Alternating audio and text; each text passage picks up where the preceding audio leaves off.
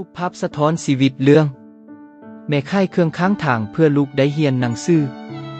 บ่มีโตตังให้นั่งบ่มีบอนเฮ็ดเวียกงามๆอยู่บ่มีแอร์เย็นๆให้อยู่อย่างสดชื่นมีเพียงใจของแม่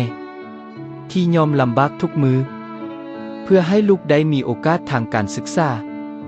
แม่นั่งค่ายเครื่องอยู่บอนนี้มาดนข้างหนทางที่คนย่างผ่านไปมาบ่มีไผฮู้ว่าเบื้องหลังหอยยิ้มของแม่มีคราบน้ำเหือและน้ำตาลายเพียงใดฮ้อนก็ทนฝนก็ตากหนาวก็สู้เงินทุกกีบที่แม่ทอนคือความหวังทุกเช้าที่แม่ตื่นเพื่อการเริ่มต้นอนาคตของลูกบางคนอาจบ่เคยเห็นรูปภาพนี้แต่แม่บางคนใช้ทั้งชีวิตสร้างมันแม่บ่ได้สู้เพียงเพื่อให้ลูกได้ใบปริญญา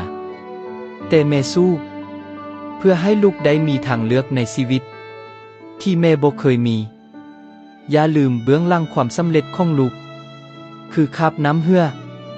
และน้ำตาของแม่หักแม่ให้หลายๆก่อนที่รูปภาพนี้จะกลายเป็นเพียงความทรงจำในวันที่เจ้าประสบผลสำเร็จอย่าลืมว่าไผคือคนที่บ่เคยปล่อยมือจากเจ้าในวันที่เจ้าผิดพลาดขอบใจแม่ที่บ่เคยหยุดสู้รูปภาพสะท้อนชีวิตของแม่คนหนึ่งที่ยอมลำบาก